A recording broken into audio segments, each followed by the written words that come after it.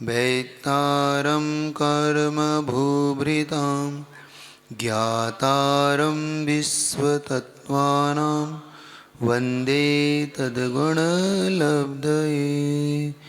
बोले देवादिदेव पंच परमेष्टि भगवान की, संत शिरोमणि गुरुवराचार्य विद्यासागर जी महाराज की, उमा स्वामी जी मुनि महाराज की, वीर सागर महाराज की। कल का वो सूत्र अंतिम चरण में हमने इतना समझ लिया कि हमें किसी को कुछ देकर हम स्वयं पाते हैं, हम उसके पाने के अधिकारी हो जाते हैं। हमें तब तक नहीं मिलता जब तक हम किसी को कुछ देते नहीं। अगर हम ये सोचते हैं कि बिना दिए मिलता है संसार में, तो किसी को आज तक कुछ नहीं मिला। वह अधिकारी तब बना, अपने पाने का अधिकार उसे राइट तब मिला जब उसने किसी के लिए कुछ किया, है ना। तो आज तक इस बात को आज समझ के इस सूत्र को समझे कि अगर साता वेदनी का बंद सुख चाहते हो, अपने जीवन में अगर सुख चाहते हो तो देना सीखो, दान देना सीखो, कुछ करुणा करना सीखो, हेल्प करना सीखिए, मदद करना सीखिए। ये सब साता वेदनी के लिए बंद के कारण है। और नहीं हो तो कम से कम भावना तो भाइये, बैठ के यही भावना भाइये कि उसका भला हो जाए, सामने वाले का अच्छा हो जाए। ये भावना भी आपको अच्छा बना देगी। कभी कभी ऐसा लगता है कि हम किसी के लिए क्यों भाई, हमारा क्या मतलब, नहीं, सबके लिए भावना भाई है आप, समझिए। तो एक सूत्र को तो था, और किसको देना ये भी आपने समझ लिया। पात्र कौन है, अपात्र कौन है और कुपात्र कौन है। किसको देना, किसको करुणा से देना और किसको नहीं देना। हर जगह भी दान नहीं दिया जाता और हर किसी को भी नहीं दिया जाता। इस प्रकार से अब एक और चीज़ आती है जो मन में एक प्रश्न लाती है, महाराज जो विकलांगता को नहीं मानते, मान लो पंचपरमेष्टि को नहीं मानते, उनको भी तो धनी देखा जाता है। उन्हें भी तो, बल्कि हो सकता है कि जो विकलांगता को मानते उनसे ज़्यादा धनवान हो, ज़्यादा शक्तिवान हो, उनका शासन चलता हो, उनके राज्य चलते हो, फिर भी अपने पास कुछ नहीं होता। हाँ, इसका भी कारण यहाँ दिया जा रहा है। देखिए अब इस सूत्र में आगे, कल एक अकाम निर्जरा की चर्चा आपसे की थी। थोड़ा उसे और किसी को कोई प्रश्न हो उस अकाम निर्जरा के विषय में तो आप पूछ लीजिएगा। सूत्र नंबर 12 की व्याख्या हो रही है, 6ठा अध्याय है आपका और सूत्र नंबर 12 है। तो उसमें एक अकाम निर्जरा का प्रसंग है। इसे भी आप अपने दिमाग में लाइए कि बहुत बार आप कुछ नियम नहीं लेते, बहुत बार आप करते तो हैं, तो इससे आपकी निर्जरा जो होती है वो अकाम निर्जरा में बदल जाती है। पाते हुए भी नहीं पा पाते आप जितना आपको चाहिए। बेमन से करते हैं ना आप, जैसे तो मन तो नहीं है लेकिन फिर भी आप कर रहे हैं, तो फिर भी मिलता है तो ठीक है भाई, लेकिन वो प्रॉफिट नहीं मिलता। जैसे कहते हैं बहुत बार बच्चे पढ़ते हैं लेकिन बिना मन से पढ़ते हैं, बिना मन से एग्जाम देते, तो नंबर ही उनको बिना मन के ही मिलते हैं। और थोड़ा अच्छा पढ़ लें तो पूरे नंबर मिलते हैं। तो आपको पूरे नंबर चाहिए हो तो संकल्प ले लीजिए कि हाँ मेरा त्याग है। समझ में आ गया ना कल। हाँ, अकाम निर्जरा मत करिए। और सम्यक दर्शन इसके साथ महत्वपूर्ण चीज़ है, क्योंकि मिथ्यात्व के कारणों से व्यक्ति, अब एक बाल तप होता है। बाल तप किसे कहते हैं? जो कर तो रहा है लेकिन सिर्फ ऊपर ऊपर। हाँ महाराज जी, नमस्ते महाराज जी। अकाम निर्जना में जैसे कहा कि बिना इच्छा होते हुए भी किसी कार्य को परतंत्रता हाँ, से। हाँ, परंतु महाराज जी आकुलता है तो उससे बंद तो हो रहा होगा।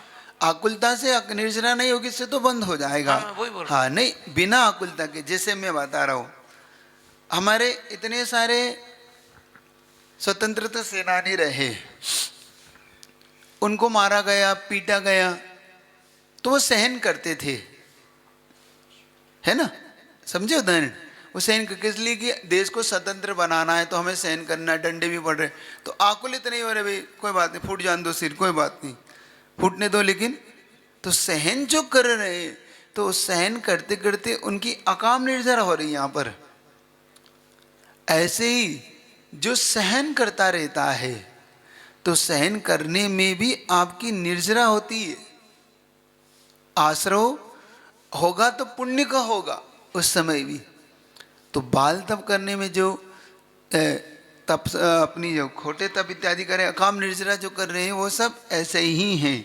परतंत्रता होकर, जैसे आप दुकान में बैठे हैं, आप वहाँ पे सर्विस करते हैं। उन्होंने कहा, आप सेठ जी ने कहा कि नहीं आज जरा काम ज़्यादा है, ग्राहक ज़्यादा है, आप यहीं बैठिए, आप नहीं जा सकते। ठीक है, नहीं जाएंगे। लेकिन आपने कहा सर नहीं किया, क्यों? मौका मिल जाए चले जाएंगे, मौका मिल गया चले जाएंगे। तो आप सहन भी कर रहे हैं और त्याग भी नहीं कर रहे। तो ये सब अकाम निर्जरा है। आप त्याग नहीं कर रहे। महाराज त्याग कर दो, नहीं त्याग नहीं महाराज, मिल गया मौका तो हम चले जाएंगे और कर लेंगे। रात्रि का त्याग नहीं है महाराज, लेकिन सहन करते हैं। गाड़ी पंचर हो गई, सहन करना पड़ा, नहीं मिल रहा, क्या करें?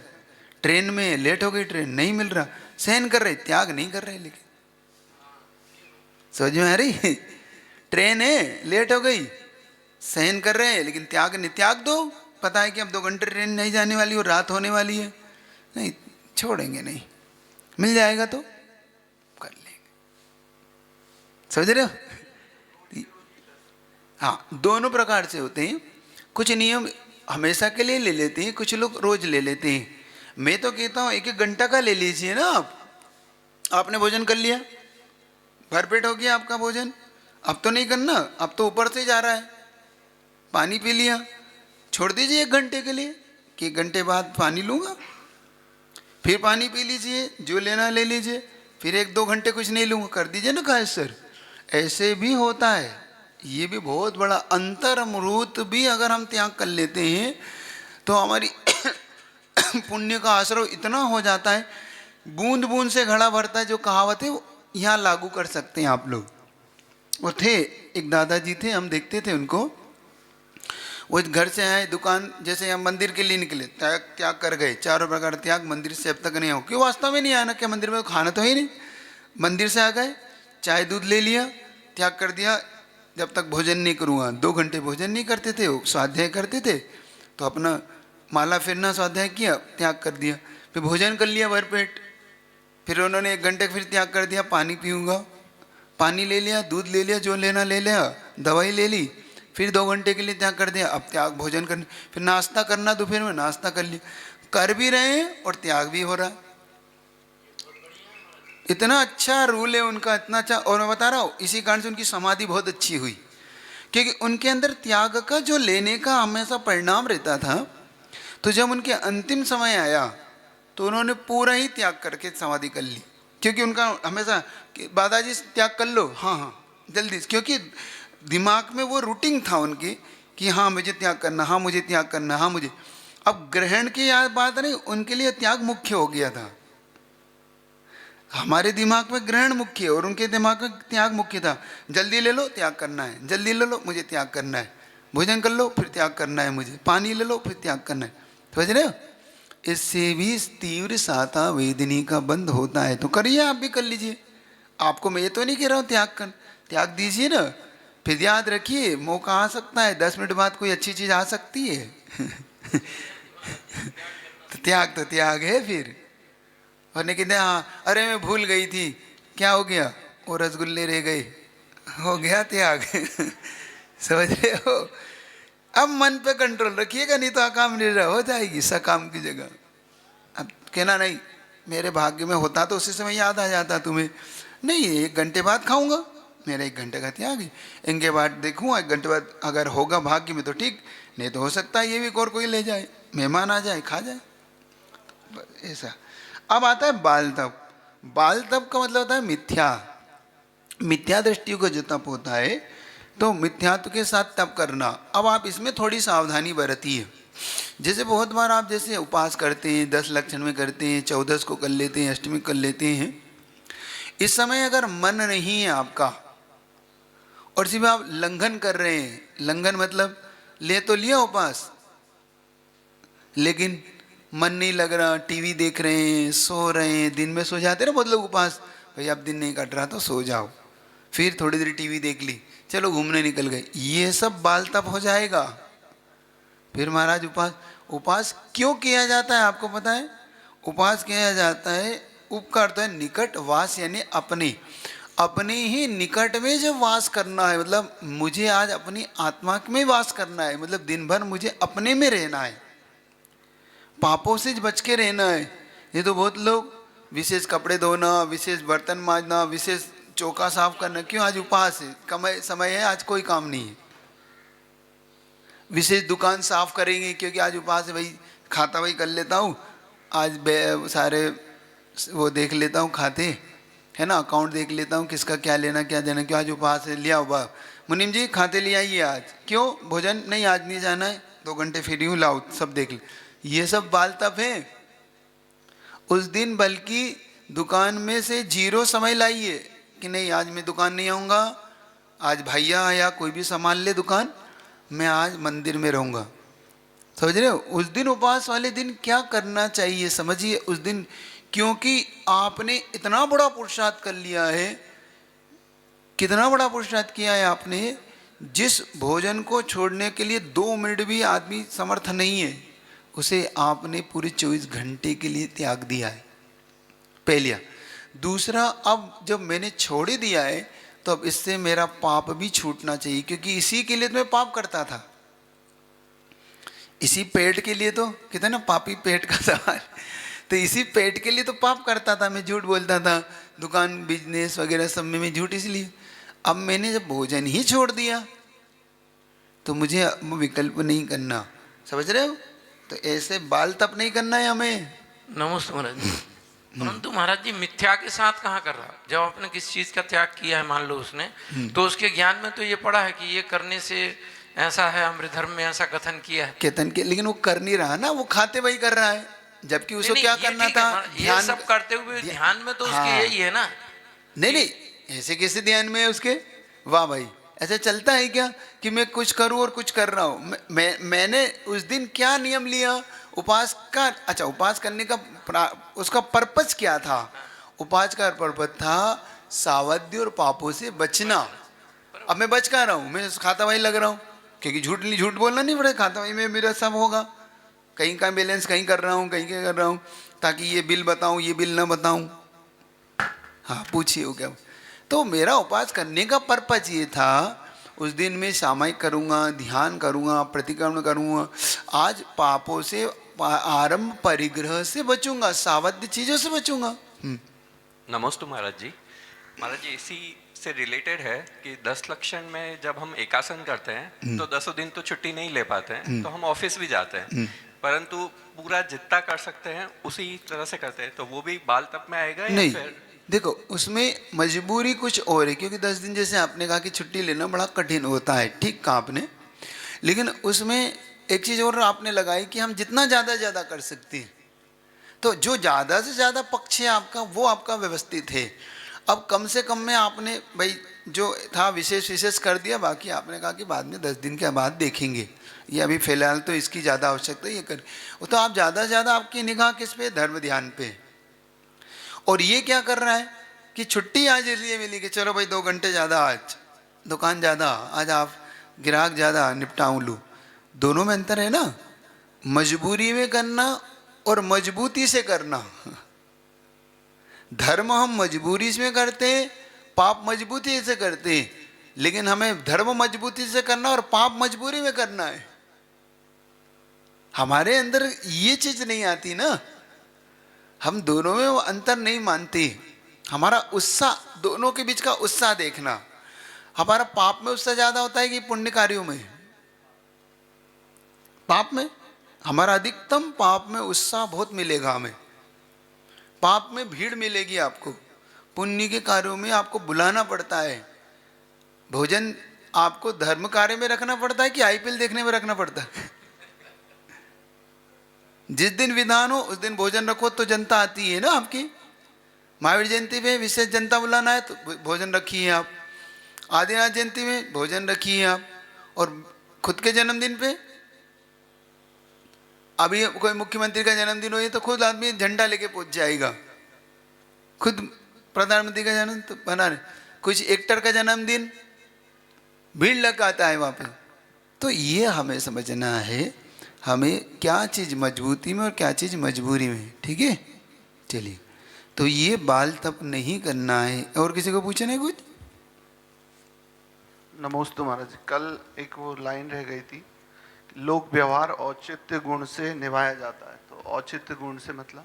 औचित्य गुण, औचित्य गुण का मतलब होता है मुझे यहाँ क्या करना चाहिए क्या नहीं करना चाहिए। जब औचित्य के अनुसार वहाँ पे मुझे निर्णय लेना, मेरा निर्णय इस समय क्या होना चाहिए। जैसे वैसे मुस्कुराना अच्छा है, हंसना ही चाहिए, हंसाना ही चाहिए, थोड़ा सा माहौल को हल्का बनाते। लेकिन कोई गमी हो गई हो तो वहाँ औचित्य क्या कहता है आपका, इस समय गंभीर होइए। क्यों? क्योंकि इस समय उसके यहाँ पर गमी हुई है, उसके यहाँ मरण हुआ है। ठीक है। और किसी के यहाँ शादी हो रही हो तो वहाँ पे गमगीन नहीं बैठना है, वहाँ पे माहौल को प्रसन्न बनाए रखिए। ये कहलाता है औचित्य गुण, कि जहाँ मुझे कहाँ हंसना, कहाँ हमें माहौल को अच्छा रखना, औचित्य। ऐसे ही धर्म ध्यान करते समय अब मेरे सामने कौन है, उचित गुण देखिए। अब मैं बताता हूँ भाई। एक बार गुरुजी के सामने एक प्रसंग आया कि नारायण के विषय में कि भाई कृष्ण कहाँ है इस समय। तो उन्होंने कहा कृष्ण, समझ गए। अब उन किसी ने सुन लिया, उनको आपत्ति हुई कि ये कैसे है, आप हमारे ऐसा कह रहे हो वैसा कह रहे हो। तो फिर पंडित जी ने बात संभाली, वहाँ पे पंडित जी जो थे, और गुरुजी ने भी उस दिन प्रवचन किया। सूरत की घटना है या चातुर्मास की 96 की घटना है। गुरुजी ने ही प्रवचन किया उससे पहले उनके ऊपर, और उन्होंने पंडित जी, तो उन्होंने कहा देखो गलत कुछ नहीं कहा, तुम 3 लोग के नाथ मानते हो कि नहीं उन्हें? हाँ मानते। तो वो पहले कहाँ थे? ऊपर, वहाँ पे राज्य किया, फिर मध्य लोक में यहाँ राज किया, अब नीचे गए राज्य करने। 3 लोक में राज करना है ना उन्हें। इसको बोलते उचित गुण। आप व्याख्या वहां करिए जिससे कि आपकी सब व्यवस्थित व्यवस्था हो। समझ रहे हो कि नहीं? उचित गुण समझ रहे हो कि नहीं? उचित, तो उचित गुण को सही तरीके से प्रस्तुत किया जाता है, सही बात को रखा जाता है। कभी भी लकीर के फकीर बन के नहीं करना, हमेशा उचित क्या है अनुचित क्या है ये विवेक रखना ही चाहिए हमें। हम ये नहीं कि कट्टरपना, इसको कट्टरपना नहीं कहते, इसको बोलते विवेक गुण। समझ रहे? तो चलिएगा आगे बढ़ो ताकि आपकी क्लास आगे बढ़े। तो बाल तप करने वाले भी अगर मिथ्या दृष्टि है तो भी इन कारणों से उनके पास सब कुछ सुविधाएं दिख जाती है संसार की। समझ आ रहा है ना? तो ये मत सोचिए। अब एक और आ रहा है योग शांति। देखो एक शब्द है इसमें योग शांति। योग मतलब होता है मन वचन काय की, शांति मतलब सरलता, शांत मन वचन। तो जो सरल होते हैं, एक प्रश्न आता है महाराज सरलता दुख का कारण है। महाराज ज़्यादा सरलता में लोग हमें ठग लेते हैं, लेकिन याद रखो साता वेदनी का बंध भी वहीं से होता है। सरल आदमी के जीवन में बहुत लगता जरूर है थोड़ी देर के लिए, लेकिन उसके जीवन में साता वेदनी का बंध बहुत तीव्रता से होता है। ये बात याद रखना। सरलता कभी भी दुख नहीं दे सकती। सरलता सहजता ही धर्म का, धर्म ध्यान करने के अच्छा तरीका है, सरल बन के। लेकिन हम कठिन बन के करना चाहते हैं। हम किसी को ठग लेते हैं तो हम सोचते हैं कि हमने बहुत बड़ा तीर मार लिया। नहीं, आपने अपने ठगने की तैयारियां शुरू कर दी है। एक बात और कहूँ आपसे, वो भी कहता, जब जब आपके साथ कुछ घटना घटे, मैंने पहले भी इसको नोट कराया था, आज फिर नोट करा रहा हूँ। जब जब आपके जीवन में कुछ ऐसी घटना घटे, मान लो आपका कोई पैसा खा गया हो, आपको ठग लिया हो, आपसे झूठ बोल के डूबना ले लिया हो, तो आप थोड़ा सा याद करना कि कहीं 2, 4, 6 महीने के आसपास ये क्या आपसे हुआ है। आपने किसी को ठगा है, आपने किसी को कुछ किया है, और वो जस्ट 2-4 महीने के अंदर आपके साथ हो जाएगा वो, और दुगना होगा। जितना आपके यहाँ उसे कहीं गुना होगा। ये भी आप नोट करना, ये भी आप नोट। आपने किसी को झूठ बोला है, इससे दुगना आप तैयार रहना, आपसे झूठ बोला जाएगा और आपको लगेगा कि आपको ने सच बोल रहा है, और आप कहोगे मुझे तो मैंने सोचा भी नहीं था इसने ये मेरे साथ ऐसा करेगा, और वो जो मेरा सबसे विश्वसनीय। क्यों? क्योंकि आपने किसी को ठगा, आपने किसी के साथ झूठ बोला। इसीलिए सरलता और ठगने में ये अंतर आता है, समझ रहे हो गिरी? तो ये नहीं करना। तो योगों की, हाँ, योगों की सरलता से भी पुण्य बंद होता है। नमस्ते महाराज जी। महाराज जी, सरल स्वभाव रखने से फिर वो एक आदत पड़ जाती है कि हम किसी को मन वचन काय से बुरा बोलते नहीं है, करते नहीं है, तो इसका तो यही तो आदत अच्छी है। तो महाराज जी, लेकिन ऑफिस में फिर इसका लोग फायदा उठाते जरूर है, क्योंकि मायाचारी ऑफिस में बहुत होती है और फिर उससे काम बढ़ता है और हम किसी को मना भी नहीं कर पाते। लेकिन वैल्यू भी आपकी बढ़ती है। बता चुका हूं कि जब आप काम करते हैं तो वैल्यू किसकी बढ़ती है? आपकी। लगता जरूर सीखते आप हैं। मैं मानता हूं कि थोड़ी देर के लिए लगता है कि भाई कितना करेंगे, हमें ही लोग कराएंगे, हमें ही पीसेंगे, हमें छुट्टी नहीं मिलेगी, हमें घर नहीं जाने, बॉस हमें ही पकड़ेगा, जब भी हो तो बॉस हाँ भाई उसको कह दो वो कर लेगा। तो थोड़ा कभी कभार तो फिर भी मैं मानता हूँ कि थोड़ा सा आपको भी बैलेंस बना लेना चाहिए। ये भी मैं नहीं कहता कि आपका मिसयूज हो, ऐसी सरलता भी ठीक नहीं होती, लेकिन हमें ये तो सोचना है कि हमें किसी को नहीं ठगना। बस कोई मुझे ठग ले चलता है, लेकिन मैं किसी को नहीं ठगता, ये सबसे बड़ी बात। कोई मेरी चप्पल पहन गया, मैं किसी की नहीं पहन के जाऊंगा। समझ रहे हो? बात आप समझ में आ गई? बात आप समझ में आ गई? मंदिर में आते आपकी चप्पल कोई पहन गया, एक कहावत आती है कि कभी कभी ऐसा होता है, मंदिर में गए तो प्रसाद खत्म हो गया, बाहर गए तो चप्पल लुट गई। दोनों से चले गए, अंदर गए तो प्रसाद खत्म, बाहर आए तो चप्पल खत्म, कुछ नहीं मिला। है ना, जो लोग पार्टी चेंज करते हैं उनके साथ ऐसा ही होता है। जो लोग पार्टी चेंज करते हैं ना, तो गए, अंदर गए तो टिकट नहीं मिला, बाहर गए तो इस पार्टी की टिकट भी नहीं मिली, दोनों से गए। मंदिर में गए, अंदर गए तो प्रसाद खत्म, बाहर गए तो चप्पल गई। हाँ महाराज जी, सरल व्यक्ति अपने स्वाभिमान की रक्षा कैसे कर सकता है? स्वाभिमान की रक्षा करना और सरलता दोनों एक अलग अलग मैटर है। स्वाभिमान के लिए तो वो बोलता है, लेकिन जब बोलता है तो पूरी दुनिया उसे सुनती है।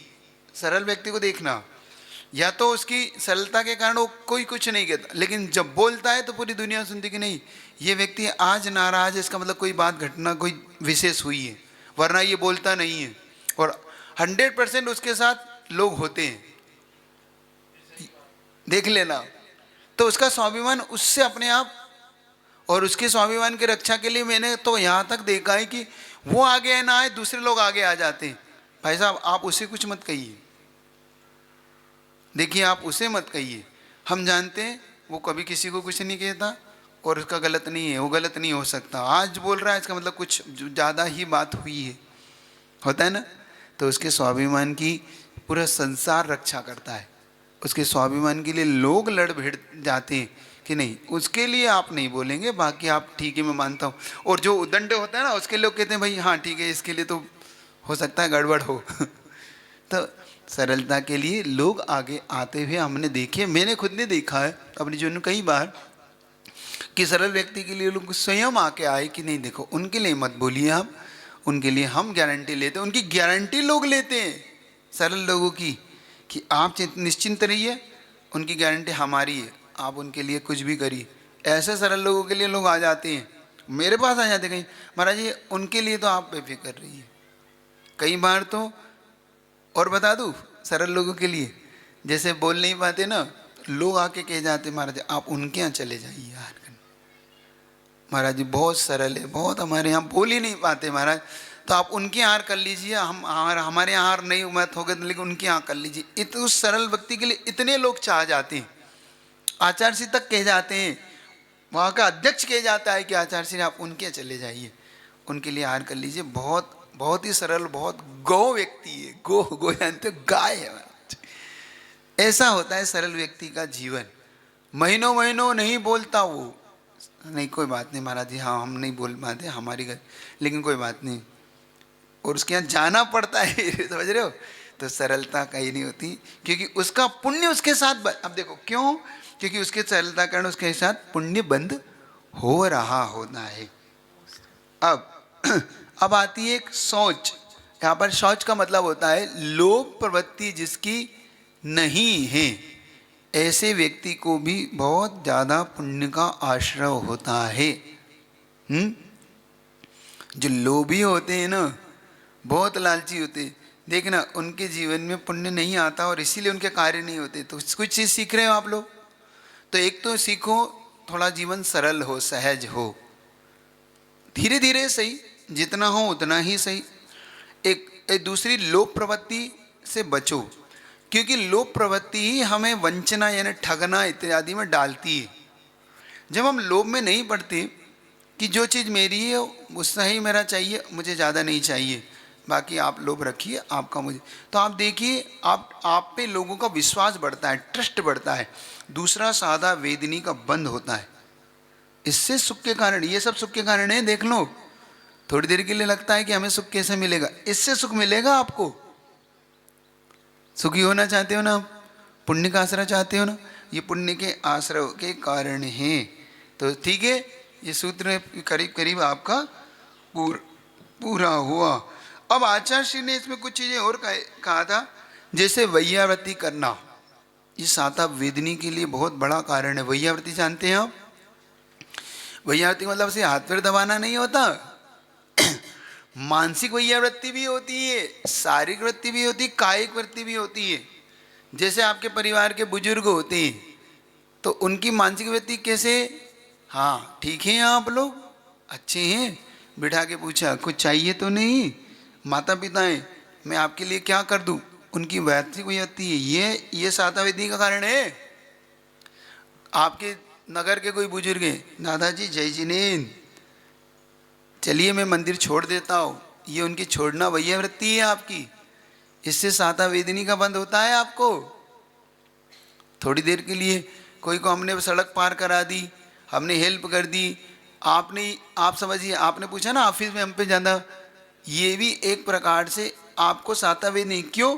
क्योंकि आपने उसका काम किया है। अब एक बात बताता हूँ आपको, और भी एक चीज़ उससे भी सिखाता हूँ आपको। जब हम किसी का ज़्यादा काम कर लेते हैं, मान लो कि हमने अपने अधिकार के अलावा भी दूसरा काम कर दिया, तो ये मत सोचिए कि वो व्यक्ति आपसे काम करा के फ्री नहीं हुआ है। उस व्यक्ति पर आपका जो कर्जा चढ़ा है उसे कई भवों तक चुकाना है। ये लिख ही लीजिए मेरी बात। आप भी किसी से करवाते तो सावधान होकर करवाना और आप कर रहे हो तो निश्चिंत होकर करो, कोई बात नहीं, क्योंकि इसे मुझे चुकाना ही पड़ेगा। या तो मैं इसका चुका रहा हूं इसलिए मुझे आज करना पड़ रहा है, क्योंकि बनाओ मैं अगर नौकर बनाऊं तो कोई जरूर है कि मेरा किसी का कर्जा था, इसलिए चुकाना तो पड़ रहा है, तो हंस के चुका दो, फ्री हो लो। एक बात। दूसरी चीज, अगर ये मुझसे जबरन कराना है तो इसे चुकाना है, ये निश्चित मानिए ये भी मुनीम बनेगा मेरा अगले भाव में, मुझे सेट होगा तो ये मुनीम बन के इसके चुकाना है। बात आ रही समझ में? क्योंकि चेन घूमती ही है। चेन शब्द याद है आपको? चेन घूमती ही है, चेन खड़ी होके आप पे रिटर्न आती ही है। तो अब क्या प्रॉब्लम है? घर में कोई काम ज़्यादा, बाहर काम ज़्यादा, ऑफिस में ज़्यादा, इसका मतलब हम कोई एहसान नहीं कर रहे, हम अपनी तैयारियां कर रहे हैं आगे की। तो कहाँ प्रॉब्लम है फिर हमें? फिर अंदर से आनंद लेके करो। जैसे मैंने कहा, मैं आपको पढ़ा रहा हूँ तो कोई एहसान नहीं कर रहा हूँ। क्यों? मैं अपने लिए पढ़ रहा हूँ, क्योंकि मेरा अपना ज्ञान क्षयसम चाहता हूँ। तो मैं आपका क्षयसम बढ़ता है तो आपका बढ़े ना बढ़े, मेरा तो बढ़ता है उससे। ये कहलाता है दूसरे के लिए। तो दूसरे के लिए कोई कुछ नहीं करता संसार में। एक थॉट्स निकाल दीजिए, पहली बात निकालिए आप कि हम दूसरे के लिए कुछ करते हैं। कुछ नहीं करता संसार में, सब व्यक्ति अपने लिए करता। बुरा करता है तो, अच्छा करता है तो। जब आप किसी का बुरा कर रहे हैं तो आप अपने बुरे होने की तैयारियां शुरू रखिए। जैसे बता दिया, ठग गए, लग गए, कुछ कर दिया, तो आपने किसी के साथ कुछ करा है, आप अच्छा हो गया तो समझ लीजिए आपके अच्छे होने के। और रियली ये आप देखिएगा कि बहुत जल्दी आपके ऑफिस में कुछ आपको ऐसा जैसे ही कुछ आएगा और कोई कह देगा कोई बात नहीं मैं निपटा लूँगा, तुम चले जाओ, आपकी हेल्प करने वाला आपके सामने आ जाएगा जिस दिन आपको बहुत उलझन होगी। ये भी आप देख लीजिए, ये उसी का ही फल है, प्रतिफल है, जो आपने 4-6 महीने पहले कुछ हेल्प की थी किसी की, याद करिए तो आपको याद आएगा कि हाँ भाई वास्तव में उस दिन ऐसा हुआ था, मैं ज़रूर सोच रहा था क्यों करूँ, लेकिन आज मेरे काम वो आ गया। वरना आपने अगर टाला है ना, देखना आपका काम भी टलेगा। वो कहेगा नहीं मैं नहीं करूँ, ये आपका काम है, आपको निपटाइए, मैं नहीं कर सकता आपके लिए, देख लेना आप। तो ये चीज़ें समझ में आ रही है आपको? ये चीज़ें इस प्रकार से, ये सूत्र हमारे बहुत काम का है, ये जैन शासन का। अब एक और सूत्र ले रहा हूँ। एक चीज़ आती है, आस्था कहाँ पे हमारी विपरीत होती है, वो कारण क्या है, जिसे हम सम्यक दर्शन बोलते हैं। तो उसे दर्शन, इसको बोलते हैं मोहिनी में दर्शन मोहिनी। क्या बोलते हैं इसको? जो दर्शन मोहिनी, यानी मिथ्यात्व दर्शन मोहिनी की एक प्रकृति है। मोहिनी के दो भेद करके चलना, एक चारित्र मोहिनी, एक दर्शन मोहिनी। चारित्र मोहिनी वो कहलाता है जिसके कारण आप व्रत नियम नहीं ले पाते। आप सोचते हैं कि भाई मैं व्रत ले लूँ, नियम ले लूँ, थोड़ा सा प्रतिमा धारण करूँ, थोड़ा सा जीवन को संयमित करूँ, लेकिन नहीं, क्योंकि आपका चारित्र मोहिनी तीव्र होता है, आपकी आस्था डगमगा रहती है, आप आस्थावान नहीं बन पाते, आपका मिथ्यात्व नहीं टूटता छूटता। क्यों? क्योंकि आपने दर्शन मोहिनी की प्रकृति बांध ली। दर्शन मोहिनी का मिथ्यात्व, मिथ्यात्व का मीनिंग होता है विपरीत, उल्टा। मिथ्या दृष्टि को हर चीज उल्टी ही दिखती है। कभी कभी आपके जीवन में ऐसा होता है, किसी को आप भला करना चाहते हैं लेकिन वो उल्टा ही लेता है आपकी बात को, क्योंकि उसके अंदर इतना गहरा मिथ्यात्व बैठा है कि वो आपके बारे में भी विपरीत ही सोचता है। फिर वो घर का सदस्य हो, मित्र हो, समाज का व्यक्ति हो, या कोई भी हो, जब उसकी प्रकृति मिथ्या दृष्टि मतलब विपरीत होगी तो आपके बारे में उल्टा ही सोच के चलता है। तो दर्शन मोहिनी यानी मिथ्या। समझ में आ रहा आपको? मिथ्या समझ में आया? तो ये मिथ्यात्व एक ऐसी वस्तु है जिसके कारण, अब वो क्यों बंधता है हमें? हमारी आस्था, हमारी आस्था कहें, सम्यक दर्शन कहें, श्रद्धान कहें, ये एकार्थवाचक है। ठीक है, कोई समझना है इसमें? आपको कुछ पूछना है तो पूछिए। ठीक, अगला सूत्र लेके चलता, वो क्या होता बोलिएगा। सूत्र नंबर 13, छठा अध्याय। केवली श्रुत संग धर्म देवावर्णवादो दर्शन मोहस्य। केवली श्रुत संग धर्म देवावर्णवादो दर्शन मोहस्य।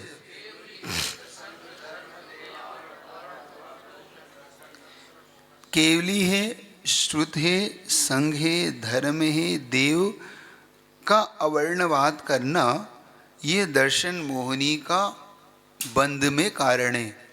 अवर्णवाद यानी होता है अपवाद। अवर्णवाद जानते हैं? अपवाद। अपवाद का मतलब होता है किसी के बारे में गलत भ्रम फैलाना, गलत खबर फैलाना। ये आपके लिए बहुत दुखदायक होगा।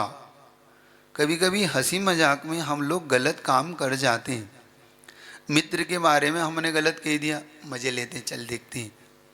हमने गलत खबर पहुँचा, आनंद लेते हैं ना आप लोग बहुत बार। गलत खबर फैला दी, गलत न्यूज़ दे दी, और फिर हम मज़े ले रहे हैं, आनंद ले रहे हैं। ध्यान रखिए, ये अवर्णवाद आपको क्या बंद करा रहा है, बचिए इससे। है, समझ रहे हो? आप किसी के बारे में मजाक में भी मत फैलाइए, ये उसके जीवन को बर्बाद भी कर सकता है या उसे डिप्रेशन में ला सकता है, उसे आत्महत्या करने के लिए मजबूर कर सकता है। आपका अपवाद, कभी कभी इतने गंदे अपवाद लगा देते हैं लोग बाग, जिसके कारण से उसे भवों भवों में भटकना पड़ता है। और आप जानते हो, अंजना जैसी सती, सती जैसा अंजना, सीता जैसी सती, ये पूर्व भाव में इनके देखिए जहाँ पर थोड़ा सा अवर्णवाद कितना भारी पड़ गया।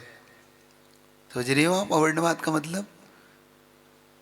मैंने एक घटना पढ़ी थी, वो आपके सामने रख रहा हूँ, कि एक शिष्य अपने गुरु के पास पहुंचता है और गुरु से कहता है कि गुरुदेव मेरा नेचर नहीं सुधर रहा, क्या हो गया?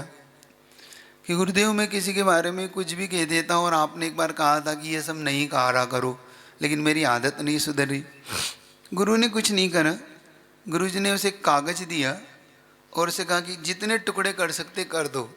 उसने कागज़ के टुकड़े किए। अब इतने टुकड़े हो गए कागज़ के बहुत सारे। गुरु ने कहा एक ले जाओ और रास्ते में जाते जाते इन्हें डालते डालते घर पहुंच जाना, और सारे घर तक पहुंच जाओ, फैला देना। उसने रास्ते में 2-2 4-4 कागज़ डालते डालते घर पहुंचा। दूसरे दिन आया तो गुरु ने कहा एक काम करो, जो कागज़ फेंके थे वो उठा लाओ। सुन रहे हो? उसे कहा गुरुदेव वो कागज़ कहाँ मिलेंगे? फिर भी जाओ देख लो मिल जाए। उल्टी नहीं रखो, पुस्तक उल्टी नहीं रखो। ये भी ज्ञानावर्णी कर्म के बंध के कारण है, सिखाया था ना मैंने। जिनवाणी भी उल्टी नहीं रखी। तो वो गया, अब वो देख रहा है एक आध कागज़ मिला, बाकी तो सब हवा में। जाके आए 2-4 कागज़ लेके आए मेहनत करके, ये मिले टुकड़े। गुरु ने कहा समझ में आ रहा है ये कुछ मैं क्या कहना चाह रहा हूँ? आप जब किसी के बारे में अफवाह उड़ाते हैं तो ये कागज़ के फैलाने की तरह होती है, लेकिन उस अफवाह को समाप्त करना फिर अब आपके हाथ में नहीं, वो बीनने की तरह होती है। आप उसे दूर नहीं कर सकते। आप फैला तो सकते हैं किसी के बारे में, समेट नहीं सकते उसे। सब जान रहे हो कि समझ में आ रही बात आपको? हम फैला जितनी सरलता से देते हैं उसका समेटना उतना ही कठिन है, क्योंकि एक बार बात निकल जाती है मुख से, एक बार उसकी अफवाह फैल जाती है तो संसार में वो बात और वो अफवाहें पुनः आप शपथ भी ले लीजिए तो फिर वो नहीं मिटती। सती जैसी सीता के बारे में भी लोग ने अफवाह फैला दी तो उसका समेटना राम के बस में भी नहीं था। फिर अग्नि परीक्षा दे के ही वो फिर सती बनी, तो ही वो सिद्ध कर पाई। सुन रहे हो? और कब पूर्व भव में फैलाई घटना आज उसके उदय में आई। पूर्व भव में इतना सा उसके मुख से हो गया था कि एक छुल्लक और एक छुल्लिका बैठे हुए थे, दोनों भाई बहन थे और दोनों ने दीक्षा ली थी। इनका द्वेष था, इनका वितरागता से द्वेष था, और द्वेष होने के कारण इन्होंने देखा अच्छा छुल्लक छुल्लिका बैठे इस शासन के, जैन शासन के, उन्होंने अफवाह उड़ा दी कि वो तो गड़बड़ है। काय के छुल्लक छुल्लिका, काय के मुनि, व काय के वो बैठे थे, दोनों बात कर रहे, कोई गड़बड़ है, उनके बीच में कोई गड़बड़ है। ये बात उन्होंने कही थी पूर्व भव में 2-3 दिन भव पहले। बाद में उन्हें पश्चाताप हुआ कि मैंने क्यों कह दिया, लेकिन फैला तो दिया, समेट नहीं पाए। समझ रहे हो? उसका ये रिजल्ट निकला कि सती पर्याय में वो उनके उदय में आया तो उन पे अपवाद आया, फिर समेट नहीं पाया, कोई व्यक्ति उसे निकाल नहीं पाया, फिर अग्नि परीक्षा दे के ही शुद्ध बना। बात समझ रहे हो आप लोग? तो मन बनाइए कि हम मुख नहीं खोलेंगे किसी का। हम व्हाट्सएप चला देते हैं, हम फोटो भेज देते हैं, वो मुनि महाराज ऐसे हैं, वो आरिका ऐसी है, वो पड़ोसी ऐसा है, उसने ऐसा करा, देखो उसके बारे में ये है, वो महिला ऐसी है, वो पुरुष ऐसा है, वो वहाँ बैठे थे, वो देख रहे थे, हमने उनको देखा। मत करिए। हो सकता है जो आपने देखा हो गलत देखा हो, आंखों देखा भी गलत होता है, कानों सुना भी गलत होता है। भाई साहब सुन रहे हैं आप? तो खोटे तब से पुण्य भी आता है, तो अवर्णवाद अपवाद भी लाता है। तो ये अवर्णवाद समझ रहे हैं ना? तो केवली अब देखिए यहाँ पे अवर्णवाद क्या है। तो ये कह रहे हैं, हाँ, अंजना सती ने भगवान को बाहर फेंक दिया था एक घड़ी के लिए, मूर्ति को उठा के बाहर फेंकवा दिया कि इस मूर्ति, ये कहीं दिगंबर मुद्रिया नहीं है, चलिए फेंकिए, हमारे घर में नहीं रखते, ये कह के फेंका था। अब इनकी एक जेठानी देवरानी थी, तो वो उनके साथ उनकी बनती नहीं थी। ये जैन शासन को मानती थी, वो जैन शासन को नहीं मानती थी, और वह मूर्ति को मानने के लिए घर में रख रखा था। इसने उठा के वो गई किस, तो इसने बाहर डलवा दिया कुएं में। देखना 22 घड़ी के लिए डलाया था और 22 साल का वियोग झेला पति सा, और वो किसने, पिता ने बाहर कर दिया घर से। सास ससुर ने घर से बाहर कर दिया, जंगल में जाके श्री शैल को जन्म दिया था, तदभव मोक्षगामी जीव गर्भ में, लेकिन पूर्व का कर्म उदय में आए बिना नहीं रहता बंधुओं। मत बांधिए ऐसे कर्म जिससे आपको बाद में बहुत तेजी से उसका फल मिले। बांध हंस हंस के लेते हैं, रो रो के भी नहीं छूटते। हम निर्दोष हैं, हम निर्दोष हैं महाराज, हमने कुछ भी नहीं किया, हम कसम खा रहे महाराज हमने जिंदगी में कुछ नहीं किया। याद नहीं आएगा क्योंकि वो पूर्व भव का है। याद है ना? चैन याद रखिए, अपवाद से बचिए, मुख मत खोलिए। ये मुख के एक एक शब्द कीमती होते हैं। हम ध्यान रखें कि ये शब्द हमारे लिए किसी के लिए जहर हो जाएंगे और किसी के लिए अमृत हो सकते हैं। ऐसा मत करिए जिससे कि किसी का जीवन खराब हो जाए। आप किसी का अच्छा नहीं कर सकते तो कृपा करके किसी का बुरा भी मत बोलिए। देखा है तो भी हाँ नहीं बोलिए।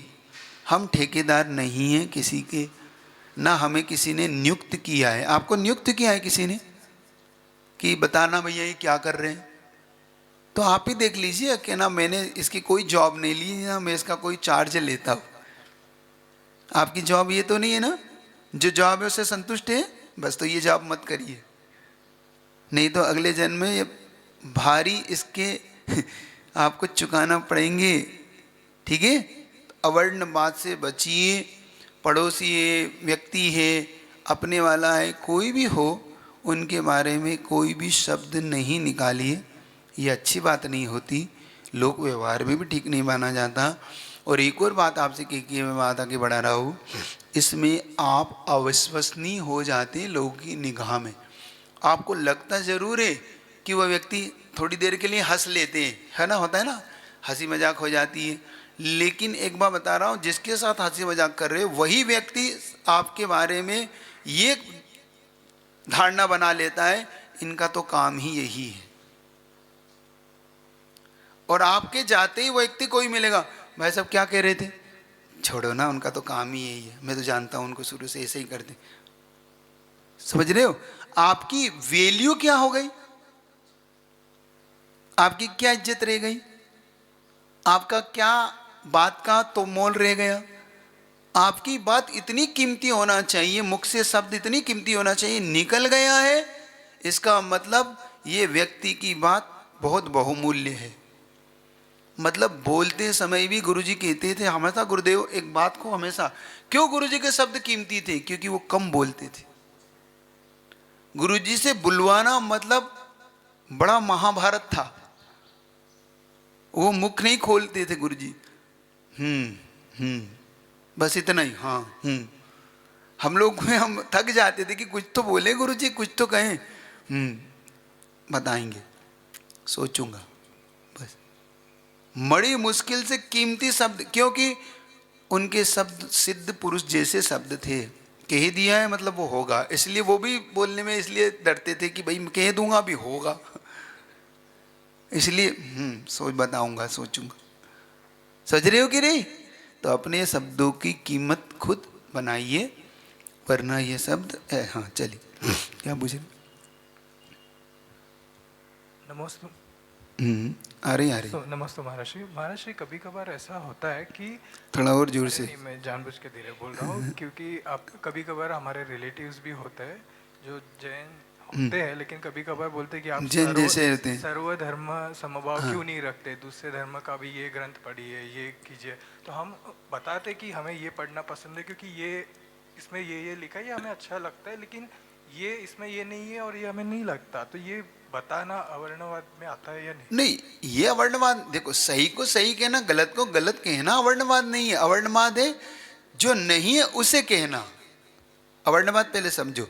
फिर भी उन्होंने ये कहा कि फिर भी उससे बचिए जिससे कि हमारा विवाद हो, जिससे कि सामने वाले को हर्ट होता हो, वो सुनना ही नहीं चाह रहा तो नहीं बोलिए।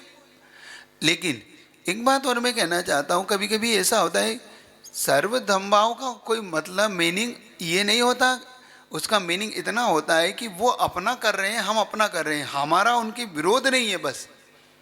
लेकिन हमारा जो सही है उसका पक्ष है। आचार्य जी का हाई को याद रखना, असमर्थन विरोध सा लगता, विरोध नहीं। समझ में आ रहा है? ये गुरु जी की ये हाई को है, असमर्थन विरोध सा लगता, विरोध नहीं। मेरा समर्थन नहीं है, इसका मतलब आप विरोध क्यों मान रहे हैं? आप मेरा, आपने कहा इन्हें पूजिए, नहीं मेरा समर्थन नहीं है, मैं इनको पूछ, मेरा इनमें मेरी भक्ति है। तो आपने विरोध मान लिया कि देखो ये हमारे विरोधी हो गए। ये विरोध ये थोड़ी होता है।